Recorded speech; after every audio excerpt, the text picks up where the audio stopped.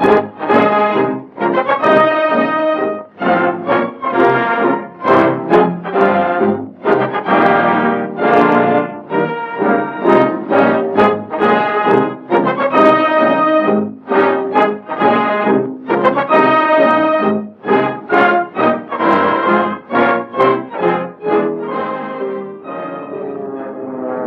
pictures from captured German film of an actual air duel between a Spitfire and a Messerschmitt tell their own story. This Spitfire pilot did not know his acrobatics as well as his enemy.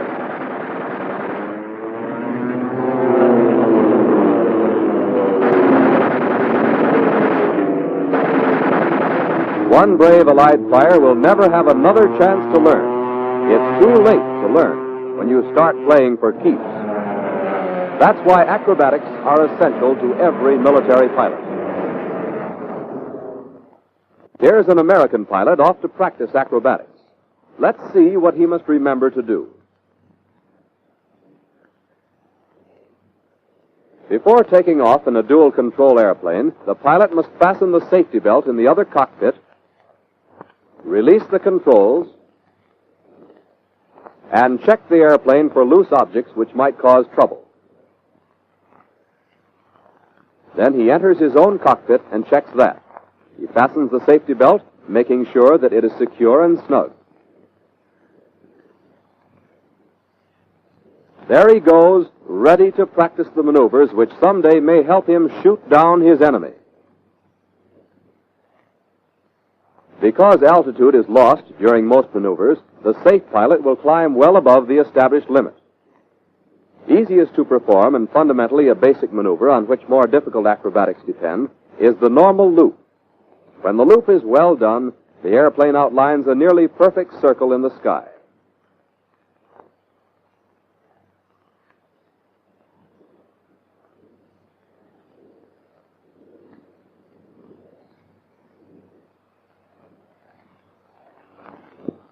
As the pilot noses down to begin his loop, he picks an aiming point, like this road.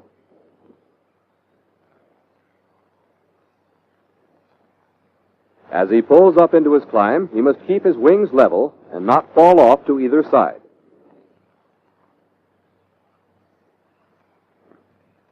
Coming out, he picks up the aiming point again and levels off.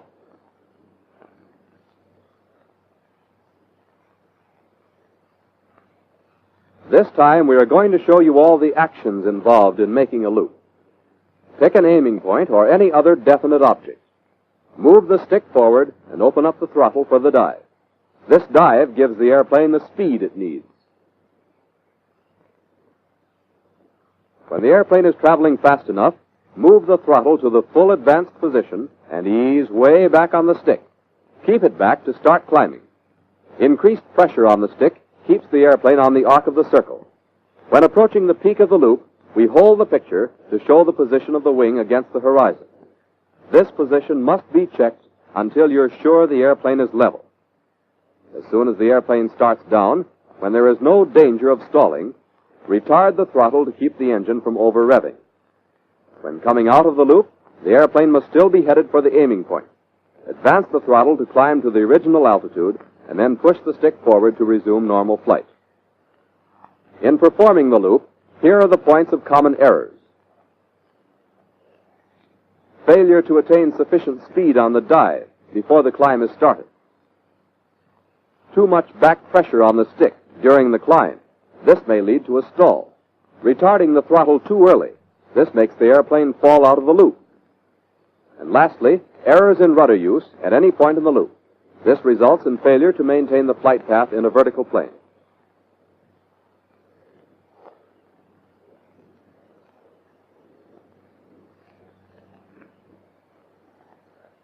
When the stick is in neutral position, the airplane is in level flight and your line of sight is on the horizon. To climb, apply back pressure to the stick, which raises the elevators. In this position, the resultant slipstream pressure is down, which pushes the tail down and lifts the nose up above the horizon. The pilot's line of sight also comes above the horizon, and he knows the airplane is climbing. So, conversely, forward stick lowers the elevators, and the resultant slipstream pressure is up. Now, the pilot's line of sight is below the horizon, and the airplane is diving. A neutral stick will hold the plane at a constant angle of glide, while back pressure will return the airplane to level flight, which can be maintained by returning the stick to neutral and centering the controls. When the airplane is flying straight ahead and the rudder is neutral, the nose remains on one point of the horizon. To change direction to the left, rudder pressure is applied, which will force the tail to the right, yawing the plane to the left. Right rudder pressure, on the other hand, moves the airplane back along the horizon to the right. By neutralizing the rudder, the airplane once again is made to fly straight ahead. In considering the third set of controls, the ailerons, it can be seen that stick pressure to the pilot's left forces the left aileron up, causing a downward force on the plane's left wing. The right aileron goes down, raising the right wing. Thus, the airplane would tend to roll about its longitudinal axis. Contrariwise, stick pressure to the pilot's right forces the left aileron down and the left wing up. Inversely, the right wing goes down. Now, if we were to cause the airplane to roll on its side in a vertical position so that the wings no longer support the airplane, continuing until the airplane is flying on its back, different problems of control effect will arise. The most important thing to remember is that such maneuvers can only be correctly performed by complete coordination of controls. If, for instance, we wish to roll counterclockwise, we apply left pressure to the ailerons and the rudder. This coordination of control causes a motion to the left. As the airplane approaches the vertical position, this continued left rudder would cause the airplane to dive off to the left. To counteract this tendency, right or top rudder must be applied to hold the nose up. This must not be a sudden movement, but a blended change instead. The beginning application of left rudder and ailerons is just what we would have done for a simple turn to the left. Now, to arrest this turning action, we must also apply forward stick pressure for elevator action. As it is now approaching the same relative location the rudder has in normal flight, the elevator deviation will cause the airplane to react as the rudder usually does. Note that the flapping of the elevators in this vertical position is exactly like that of a rudder in normal flight. The continued application of these controls will cause the airplane to rotate further. Let us examine the situation at the moment of inverted flight. Compare the position of the control surfaces to that of the airplane in normal flight. You'll find that the ailerons and rudder are the same as if the plane were right side up.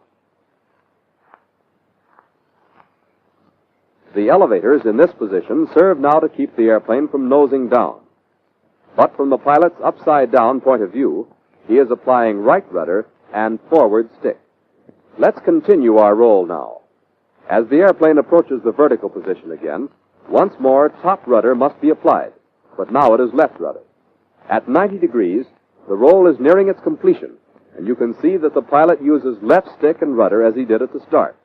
As the airplane again approaches the upright position and normal flight is resumed, the forward stick pressure is released and both ailerons and rudder are neutralized. None of these were sudden control movements. All changes were effected by blending the pressures from one position to another. Acrobatic maneuvers cannot be correctly performed without perfect coordination of the surface controls.